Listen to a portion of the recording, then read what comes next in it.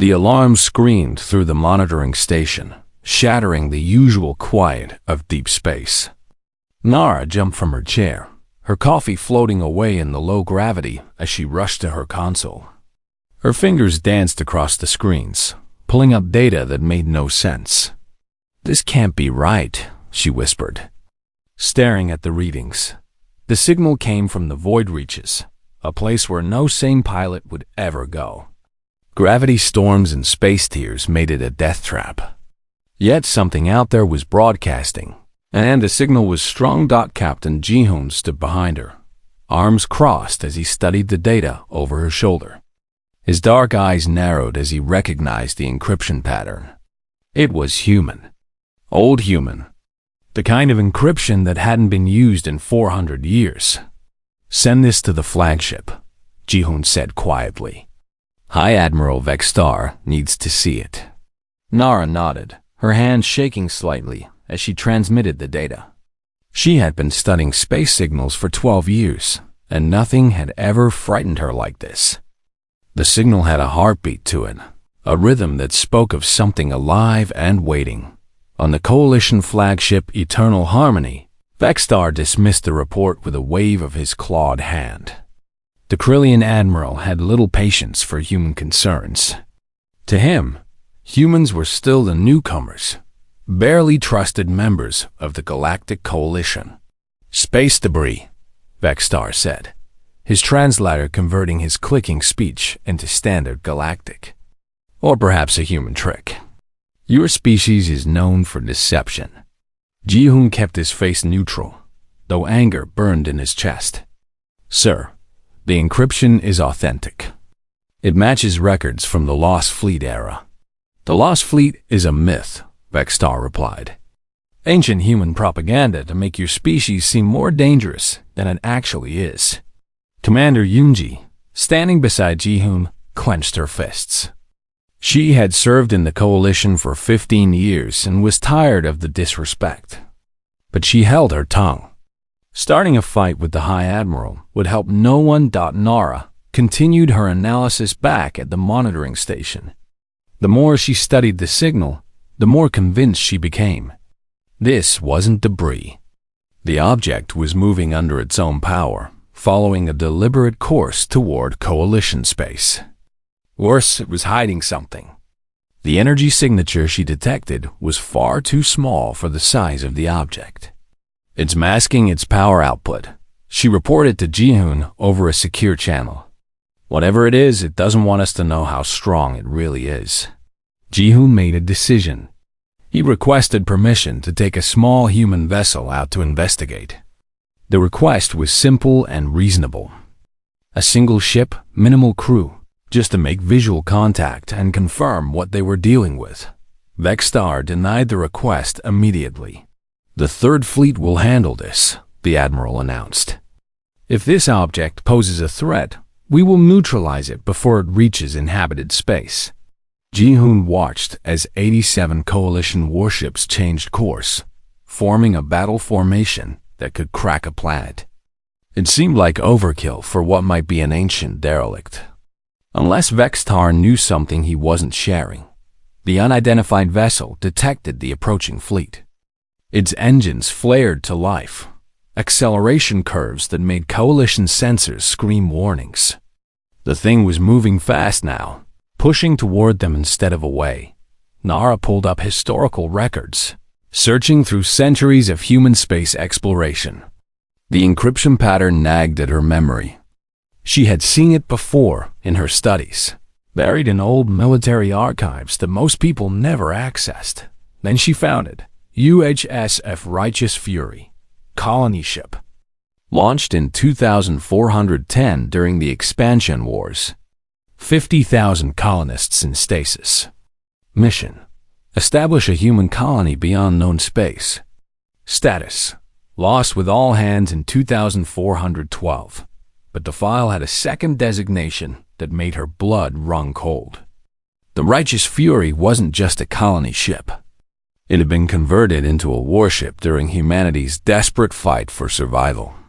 It was part of the Ark Fleet program, Vessels designed to preserve human civilization even if Earth fell. Ji-hoon, she transmitted, her voice tight with fear. I know what it is. Ji-hoon read her report and immediately understood why Vexstar wanted the fleet. The righteous Fury had been armed with weapons that would violate every treaty humanity had signed with the Coalition. Weapons that had been banned for 2 centuries because they were too destructive, too efficient at killing. He forwarded the information to Admiral Sora, commander of humanity's small defense fleet. Sora was old enough to remember the stories her grandparents told about the old days when humanity fought alone against a hostile galaxy. Shadow the Coalition fleet, Sora ordered quietly. Do not engage, but be ready. The Coalition Council convened an emergency session. Representatives from 12 species argued about what to do. Most wanted the vessel destroyed immediately. They remembered the human expansion wars, even if current humans claimed to have left that violent past behind. Woojin, the human diplomatic envoy, pleaded for restraint. There may be people on that ship. Human lives in stasis, waiting to be rescued. Or human weapons waiting to be unleashed, countered the Vrelian ambassador. We cannot risk it. The vote was quick and decisive. The 11 species voted to destroy the vessel. Only humanity voted against it. Ji-hoon received his orders through encrypted channels. Make contact before the Coalition attacks. Find out what they were really dealing with. Give those people, if they existed, a chance to surrender peacefully. The Third Fleet closed to weapons range. Vexstar gave the order to charge all weapons. In 90 seconds, they would fire everything they had at the approaching vessel. Long range. Scans finally penetrated the object's stealth measures. The image that appeared on every screen made veteran warriors pause. The ship was massive, easily twice the size of the largest Coalition dreadnought. Its hull was scarred and ancient, but the power readings were climbing steadily. All ships, prepare to fire, Vexstar commanded. Ji-hoon's small vessel, the Horizon Runner, broke formation. He pushed the engines to maximum burn, racing ahead of the fleet toward the unknown ship. Captain Ji-hoon returned to formation immediately. Vexstar's voice crackled over the radio. That is an order. Unable to comply, sir, Ji-hoon replied calmly. Communication systems malfunction. I seem to have lost the ability to receive commands. Eunji smiled grimly from the co-pilot seat. Convenient malfunction. Nara worked frantically, using every old protocol she could find to break through the ancient ship's communication encryption. Modern systems couldn't talk to technology that old. She had to think like someone from 4 centuries ago. Finally, a channel opened. Static filled the radio. Then a voice. Human, male, confused and angry. This is Captain Hyan of the United Human Space Force, vessel Righteous Fury. Identify yourselves immediately. Why are alien warships targeting my position? Where is the support fleet we were promised? Ji-hoon closed his eyes for a moment. They were real. They were alive. And they had no idea that everything they knew had ended 400 years ago. Captain Hyan, Ji-hoon said carefully. My name is Captain Ji-hoon. I'm human, like you. But I need you to listen very carefully to what I'm about to tell you. Taiyang had spent his entire career studying the Lost Fleet era, and everyone thought he was wasting his time. The Lost Fleet was considered myth, stories that veterans told to make their ancestors seem braver than they really were. But Taiyang believed. He had found too many fragments, too many clues that pointed to something real. Now, staring at the encryption pattern that Nara had sent him, he knew he had been right all along. His hands trembled as he pulled up files that hadn't been accessed in decades. The UHSF Righteous Fury stared back at him from old military records. Not just a colony ship. A weapon. One of humanity's last, desperate attempts to survive a war that almost destroyed them. He read the specifications and felt his stomach drop. The ship carried enough firepower to level a continent. Railguns that could punch through any known shield. Plasma batteries that burned hot enough to melt steel in seconds. And something called the Ragnarok Protocol. A weapons system so classified that most of the files were still redacted. "We're in trouble," Taiyang muttered. Reaching for his communicator, Admiral Sora received his report while overseeing humanity's defense fleet. The fleet was small, barely 20 ships. The Coalition had insisted on it when humanity joined. A token force, they called it. Just enough to defend human colonies from pirates, but never enough to threaten anyone important. Sora had accepted the terms 2 decades ago because humanity had no choice. They needed the Coalition's protection, their trade networks, their technology. Earth was still recovering from the wars. Billions had died. Cities lay in ruins. Humanity had been broken, desperate, and willing to accept any terms to survive. But Sora had never forgotten what her grandparents told her. Humans were warriors once, dangerous, feared. They had given up that identity for peace. But the capacity for violence still lived in their blood. How many people on that ship? Sora asked Taiyang. 50,000 colonists in stasis. Plus crew. Maybe another 5,000. Sora closed her eyes. 55,000 people who thought they were still fighting humanity's war for survival. They would wake up to a galaxy that had moved on without them, where humanity had surrendered its strength to join a community that barely tolerated them. What are their weapons capabilities? Taiyang sent her the files. What little remained unclassified painted a terrifying picture. The righteous Fury could fight the entire Third Fleet and win. Easily.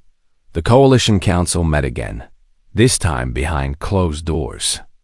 Wojin sat alone at the human delegation table, facing 11 other species who looked at him with fear and suspicion. "Your people lied to us," the Krillian counselor accused. "You said humanity had disarmed, that you were peaceful." "We did disarm," Wojin replied carefully. "That ship has been lost for over 400 years. We didn't know it still existed." "How convenient," the Vrelian representative hissed. "And how many other lost warships are out there? How many weapons have you hidden from us?" Wujin wanted to say that humanity had hidden nothing, that they had followed every treaty requirement, that they had genuinely embraced peace.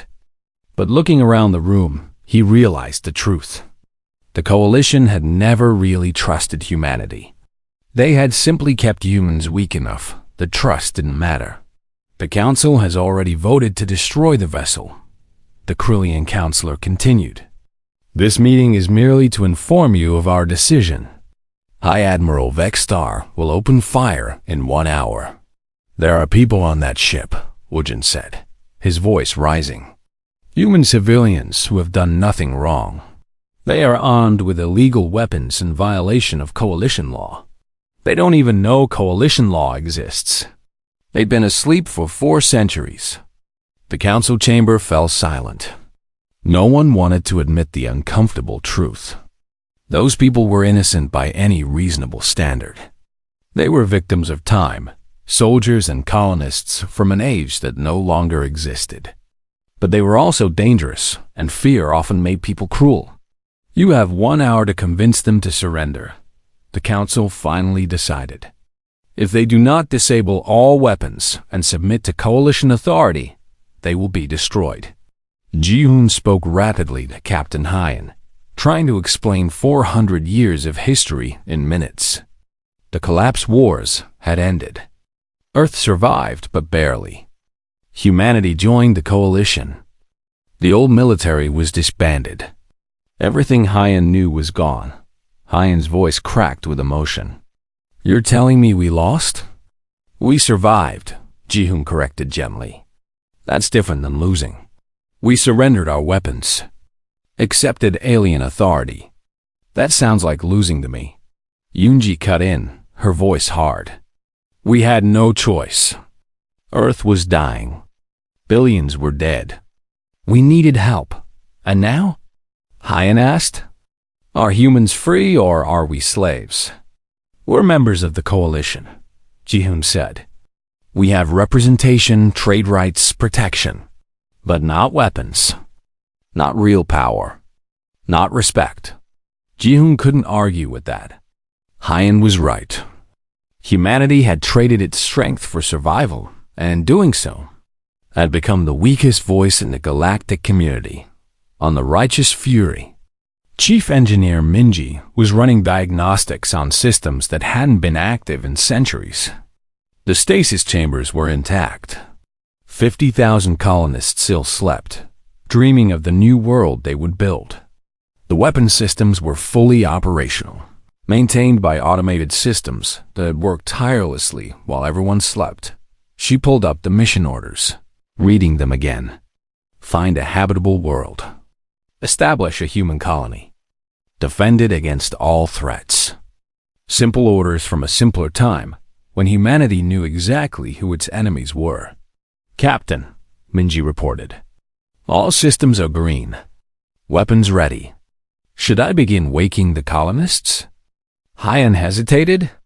Once those people woke up, he would have to tell them that their mission was obsolete. That humanity didn't need new colonies because they had already joined a galactic civilization.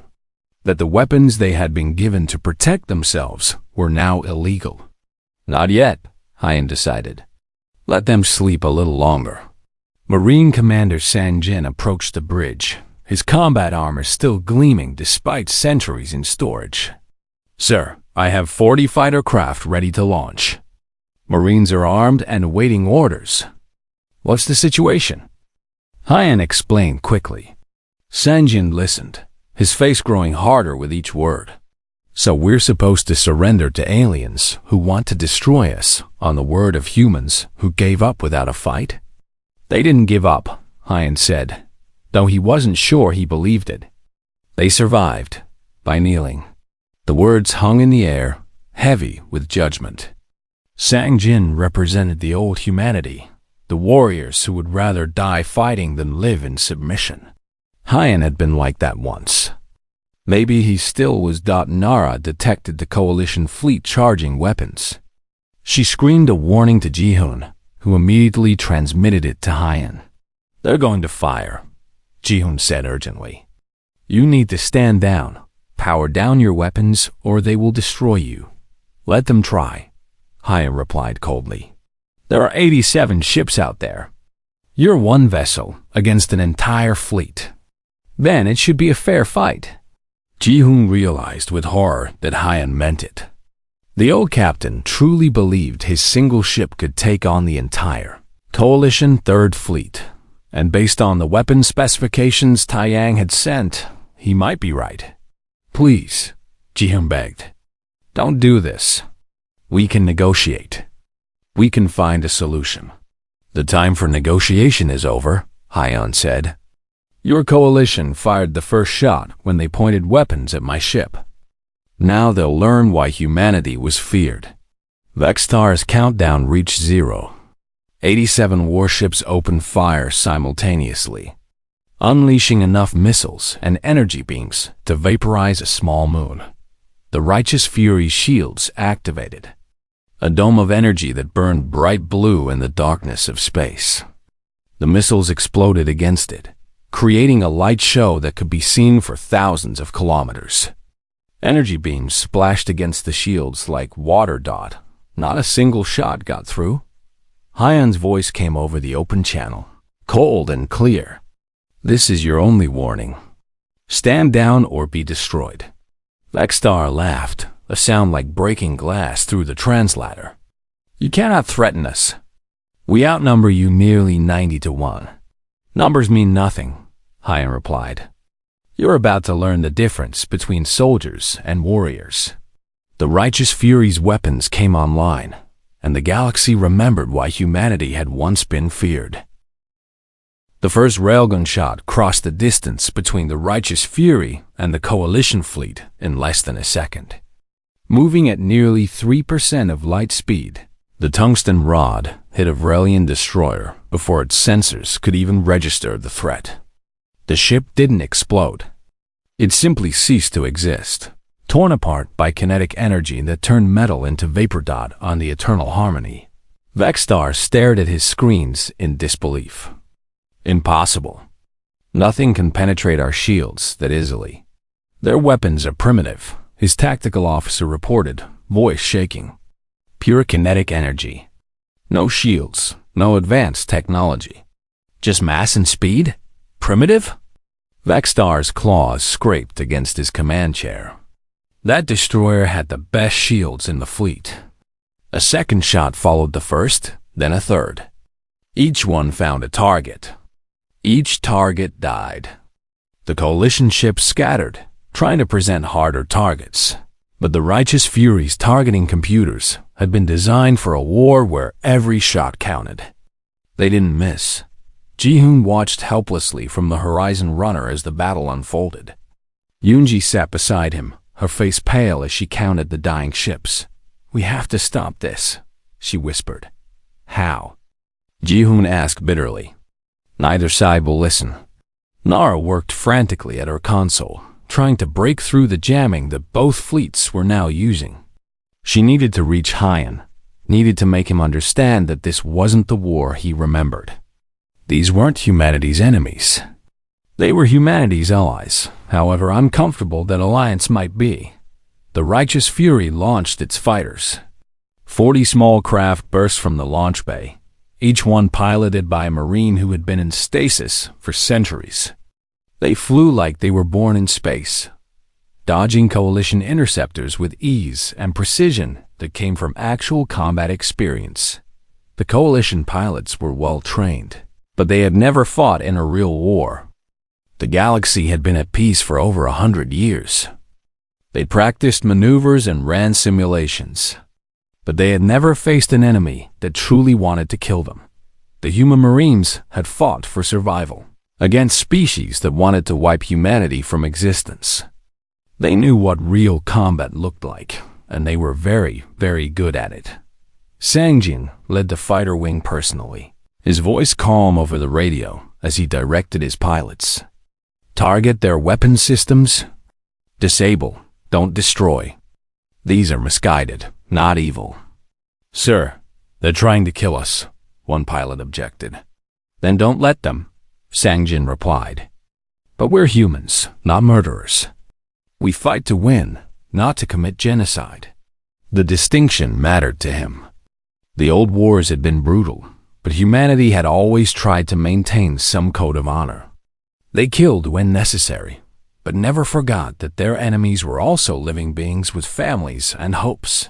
3. Coalition destroyers tried to flank the righteous Fury, attacking from different angles simultaneously. Minji smiled coldly from her engineering station and activated the plasma lance batteries.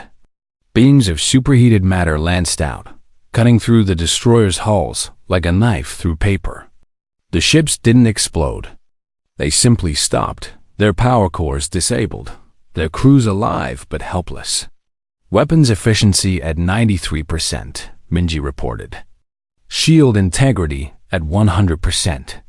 They haven't even scratched us. Hyan watched the battle with mixed emotions. Pride in his crew's performance. Sadness that it had come to this. Anger at a galaxy that would attack people who had done nothing wrong except survive. Captain, his communications officer called out. We're receiving a transmission. It's coming from a small human vessel. The one that tried to warn us, put it through. Ji-hoon's face appeared on the screen, and Hyan was struck by how young he looked. This modern human had probably never fought in a real battle. Never had to make life or death decisions in seconds. Never watched friends die in the cold vacuum of space. Captain Hyan, please stop, Ji-hoon begged. You're winning, but if you destroy this fleet, the Coalition will send more. Hundreds of ships. Thousands. You can't fight them all. Watch me, Hyan replied. And then what? You kill them all? Humanity becomes the enemy of the entire galaxy again? We spent 200 years building peace. You built surrender, Hyan corrected. There's a difference. Yoonji leaned into view on Ji-hoon's screen. We built survival. Do you know how many humans were left when the wars ended? 3 billion. Down from 30. Earth was a graveyard. Our colonies were gone. We had 2 choices. Join the coalition or die alone. You could have fought. We did fight. Yoonji's voice rose, emotion breaking through her professional calm. My great-grandmother fought. She watched her entire squadron die defending Mars, and in the end, we won nothing. We killed millions, lost billions, and gained nothing but ashes. So yes, we chose peace. We chose to live. Hyan said nothing for a long moment. He had been asleep while humanity fought its final battles. He had missed the aftermath, the slow realization that courage and strength couldn't rebuild a shattered civilization. Vexstar's voice crackled over the open channel. All ships, fall back to defensive formation. Prepare for retreat. Hyan made a decision. Pursue course. Don't let them escape. Sir? Minji looked confused. Why pursue? We've won. Because I need answers, Hyan said grimly. And they're going to give them to me. The righteous fury accelerated, its engines pushing it faster than any coalition ship could manage. The Third Fleet ran, but they couldn't outrun a vessel designed for deep space exploration and combat. Ji-hoon did something desperate. He pushed the Horizon Runner directly into the righteous fury's path, a tiny ship challenging a massive warship. Get out of the way, Hyan warned. I don't want to kill fellow humans. Then don't, Ji-hoon replied. Talk to me instead. Let me explain what really happened to Earth, to humanity, to everything you were fighting for. Hyan could have destroyed the small ship with a single shot. Instead, he gave the order to halt. You have 5 minutes. Make them count. Ji-hoon took a breath and began talking. He explained how the wars had devastated Earth, how billions died not from combat, but from starvation when supply chains collapsed, how disease swept through refugee camps, how the survivors had huddled in underground bunkers, eating rations that were running out. Knowing that humanity was on the edge of extinction, the coalition found us when we were at our weakest, Ji-hoon said. They offered food, medicine, technology to rebuild. In exchange, we had to disarm. We had to accept their authority. We had to prove we were no longer a threat. So you gave up everything that made humanity strong. No, Ji-hoon said quietly. We gave up everything that was killing us. The weapons, the pride, the belief that we had to fight everyone and everything to survive. We learned that sometimes survival means accepting help, even from people you don't fully trust. Hyan looked around his bridge. His crew had been in stasis for 437 years. They had missed everything. The slow death of their civilization, the painful rebirth, the compromise and humiliation that had bought humanity a future. What about the colonists? Hyan asked. We have 50,000 people in stasis. They signed up for a colony mission. They expected a new world where they could build something without alien interference. Nara's voice joined the conversation. There is a world. Haven 5. It's unclaimed in neutral space. The survey data matches your colony mission parameters almost perfectly, and the coalition would just let us have it? If you agree to decommission your weapon systems, Ji-hoon said. If you agree to join the coalition as a member colony. If we kneel, you mean. If you live, Yoonji corrected. Pride doesn't feed colonists. It doesn't grow crops or build homes. You can die as warriors or live as builders. Those are your choices. Hyan wanted to argue, but he couldn't. Because deep down, he knew they were right. His mission had always been about the colonists. About giving them a chance at a better life. If he could do that without more bloodshed, didn't he have to try? I want to speak with your leadership, Hyan said finally. Not these coalition politicians. Real humans. The ones making actual decisions. I can arrange that, Ji-hoon promised. On the sensors, a new alert appeared.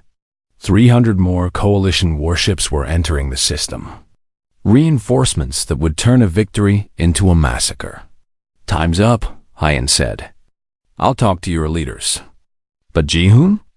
If they betray us, if they try to destroy this ship or harm my people, I will burn their fleets from the sky. Modern human or not, you have my word on that. Ji-hoon believed him completely.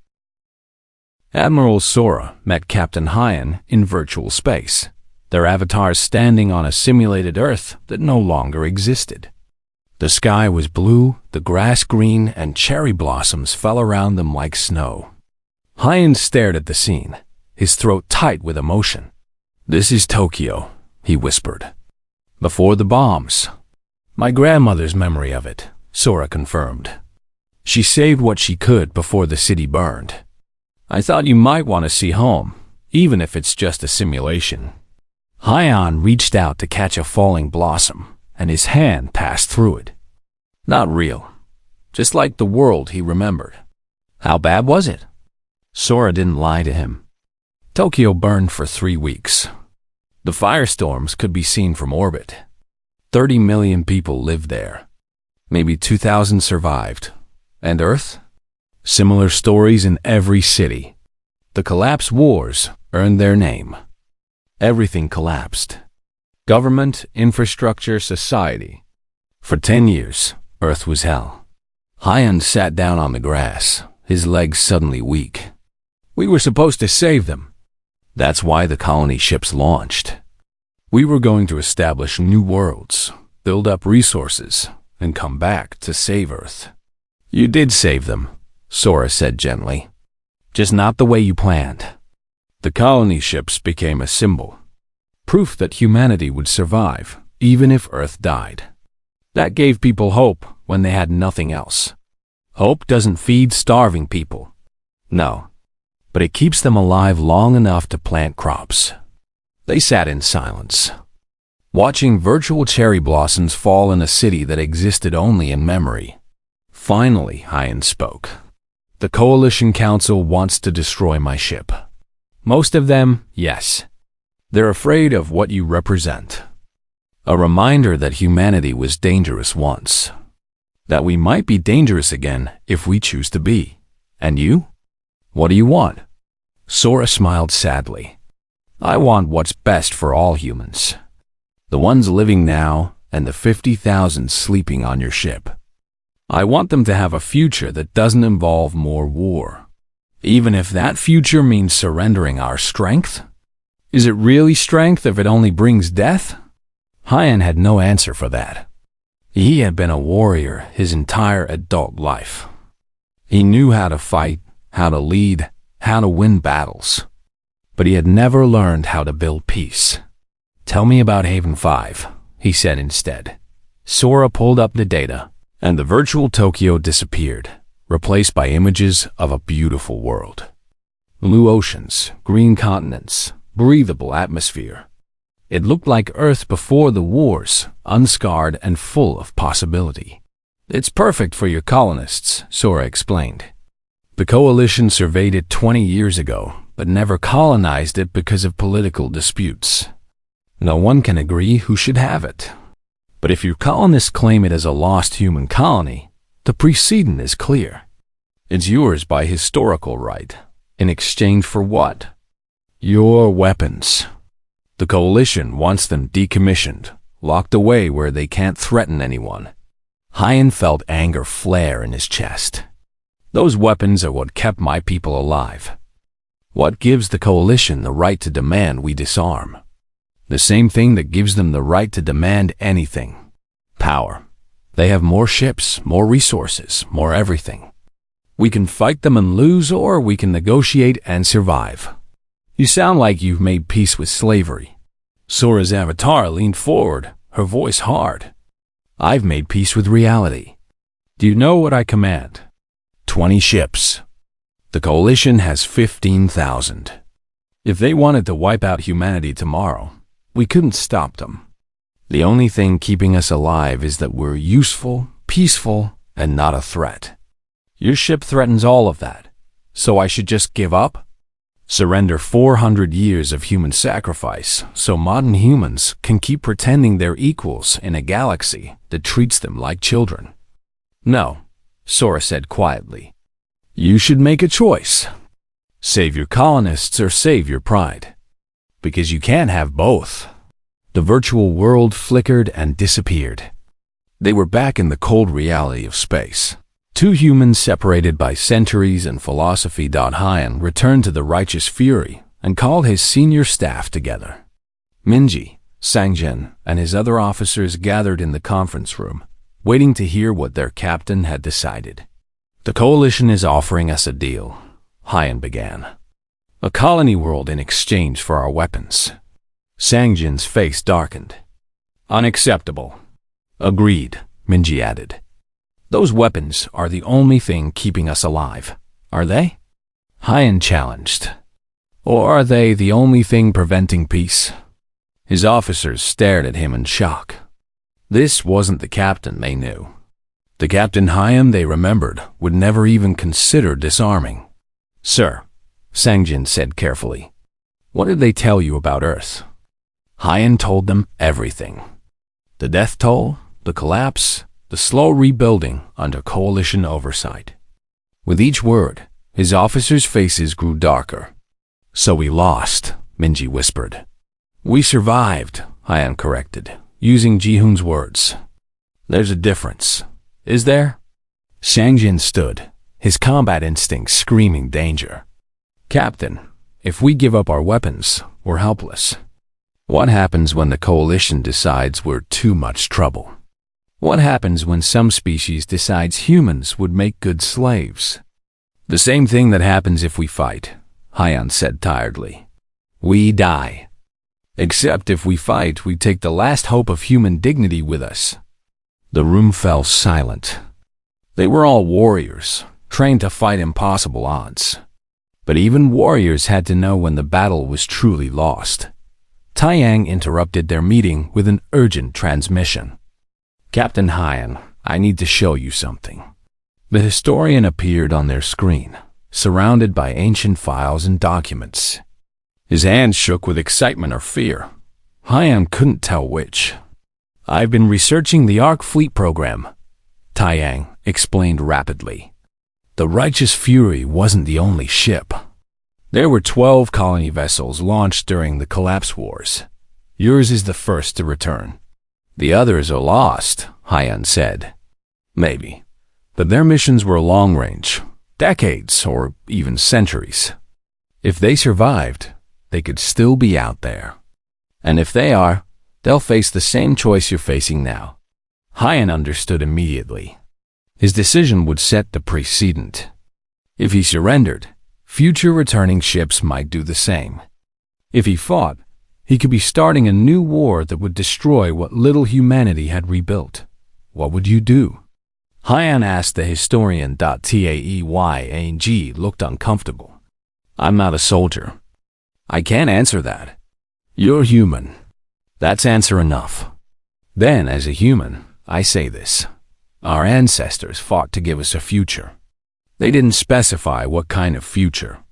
Maybe it's time we chose our own path instead of following theirs. Woojin managed to arrange a formal meeting between Hyan and the Coalition Council.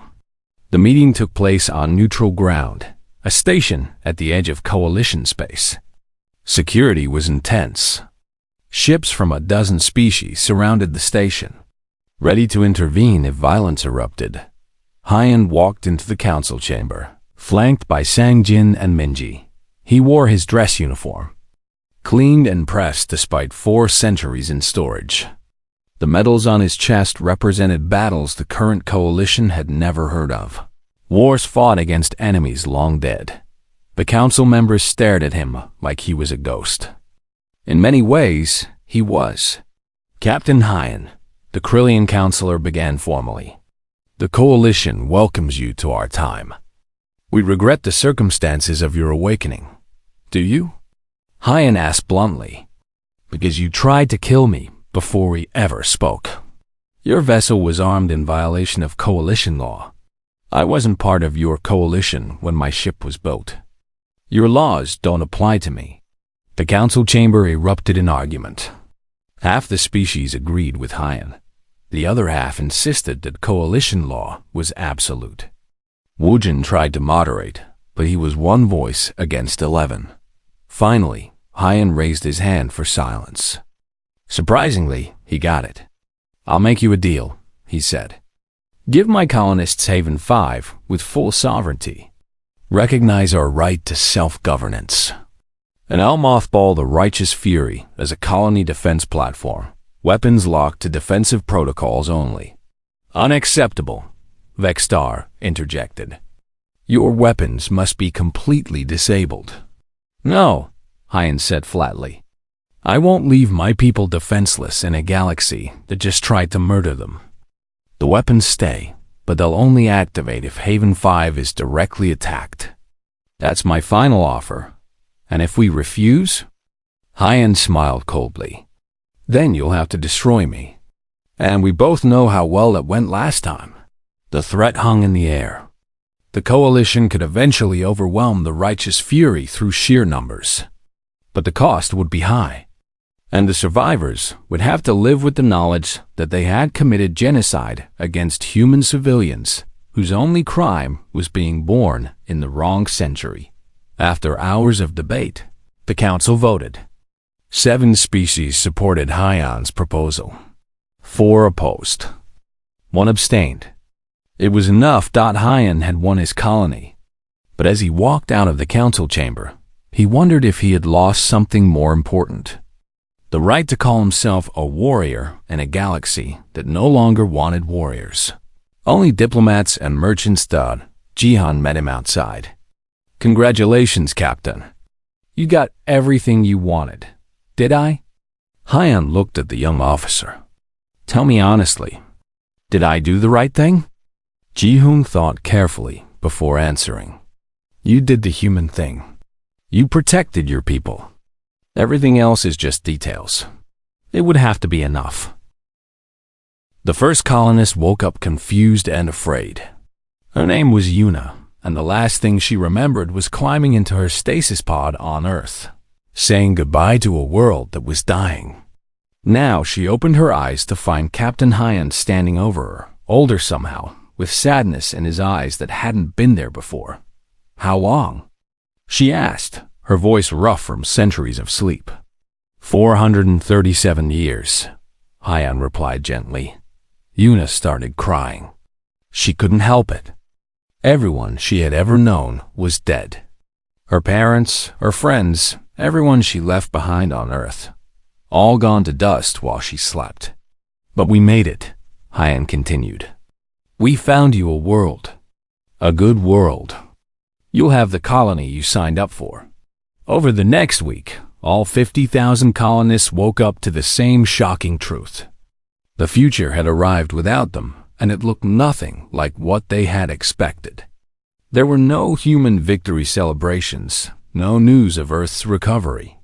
Just stories of loss and survival and compromise. Some colonists took it well. Others didn't. A few demanded to go back into stasis, to sleep until humanity was strong again. But there were no more stasis pods.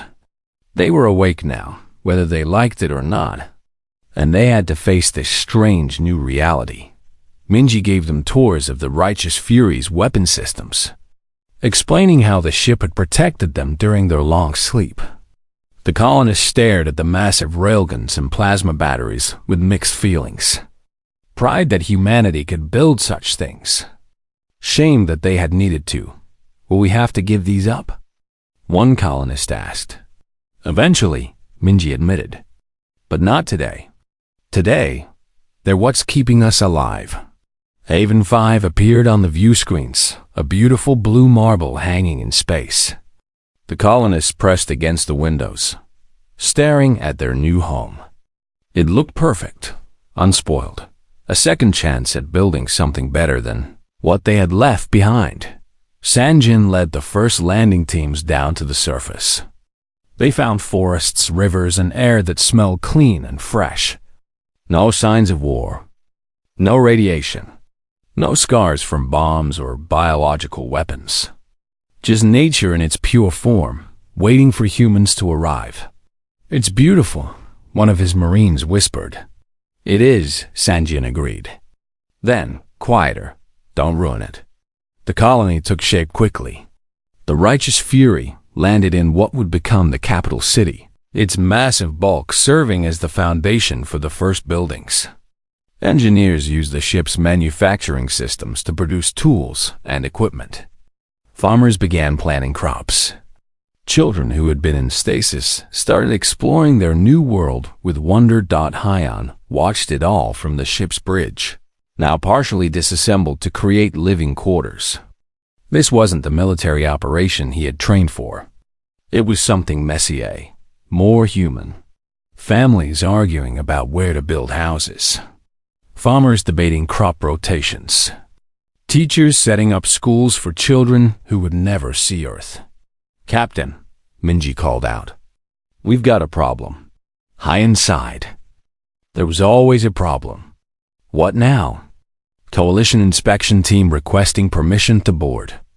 They want to verify our weapons are locked down per the agreement. Hyan had been expecting this. The Coalition didn't trust easily, and they especially didn't trust humans with weapons. Let them aboard. Show them everything. We have nothing to hide. The inspection team consisted of engineers from 3 different species, all looking nervous as they walked through the Righteous Fury's weapon base. They took readings, ran diagnostics, and confirmed that the weapons were indeed locked to defensive protocols only.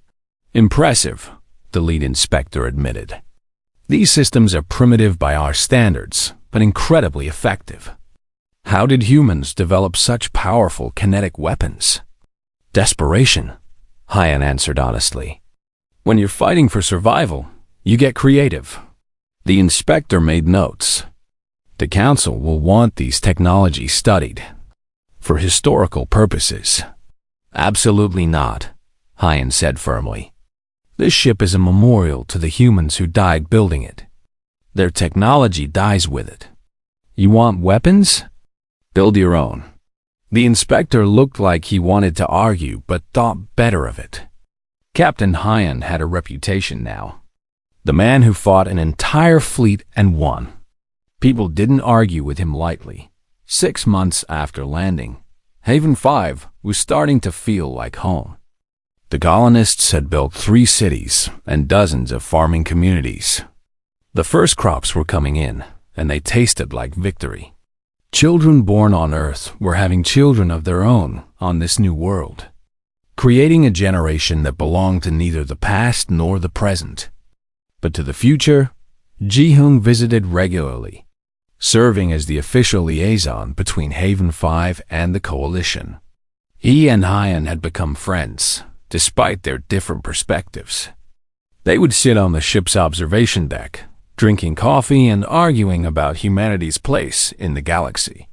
"You should join the Coalition properly," Ji-Hoon argued. "Full membership would give you protection, trade rights, access to technology. We have everything we need," Hyan countered. "And we didn't trade our dignity for it. Is dignity worth being isolated?" "Sometimes." Yoonji came with Ji-Hoon on one visit, and she didn't come alone. She brought transfer papers. She wanted to join the colony permanently, to live among people who still remembered what humanity used to be. "Are you sure?" Ji-Hoon asked her. "You'd be giving up your commission, your career in the Coalition fleet." "I know," Yoonji said, "but I'm tired of being ashamed of human strength.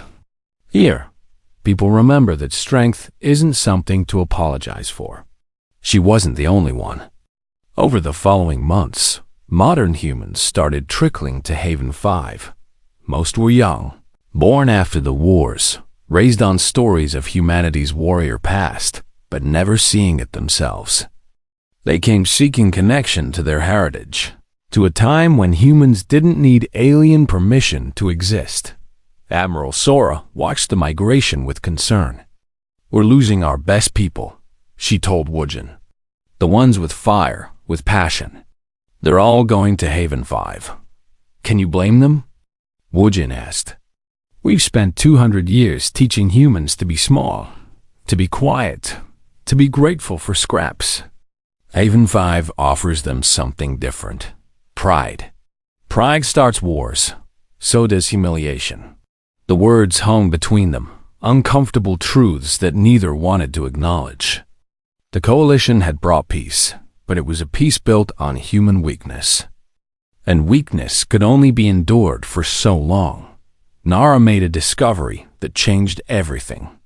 She had been analyzing deep space signals, looking for patterns, when she found it. Another encrypted transmission, identical to the one that had announced the Righteous Fury's return. But this one was stronger, coming from multiple sources. Ji-hoon, she transmitted urgently. You need to see this. Ji-hoon looked at the data and felt his blood run cold. Multiple signals, all using old human military encryption. All moving toward coalition space under power. All broadcasting the same message on repeat. This is the USS Prometheus Dawn, Arc Fleet Command. We are coming home. He forwarded the data to Hyan, to Sora, to Woojin. Within hours, every human in coalition space knew. The lost fleet was returning, and it was bigger than anyone had imagined.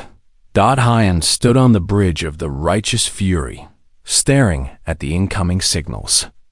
He counted at least 7 ships, maybe more. Each one broadcasting strength and determination and a complete ignorance of how much the galaxy had changed. They'll want to fight, Sang-jin predicted. They won't accept what we've accepted. Maybe they shouldn't, Hyan said quietly. Maybe we gave up too easily, sir. I've been thinking. We negotiated from weakness because that's all modern humanity knows. But what if we negotiated from strength?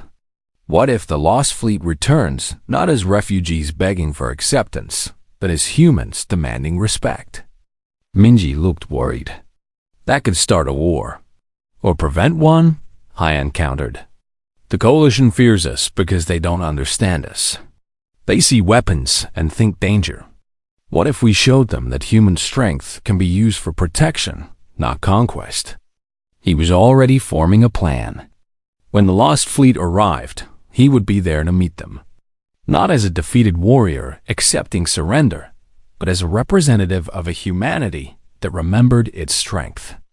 He would help them negotiate, yes, but on human terms. No more accepting whatever scraps the coalition offered. Ji-hoon received his orders from Admiral Sora. Form a task force. Meet the incoming ships. Try to prevent another battle like the one the Righteous Fury had fought. And if they won't listen? Ji-hoon asked. Then we pray, Sora replied. Because if 7 human warships start fighting, the coalition will have no choice but to respond with overwhelming force. And this time, we might not survive. The people of Haven 5 gathered in the central square as Hyan prepared to leave. He was taking the Righteous Fury back into space, weapons unlocked, ready to defend the incoming ships if necessary. It violated his agreement with the coalition, but he had decided that some things were more important than treaties. I'll be back, he promised the colonists. With more of our people. With ships full of humans who deserved the same chance you got. Yuna, who had become the colony's unofficial leader, handed him a flag. The old Earth flag, blue and green and white, from before the collapse wars. Bring them home, Captain. Show them that humanity survived. Hyan took the flag and felt tears sting his eyes. He had been asleep for centuries, but in some ways, he was finally waking up.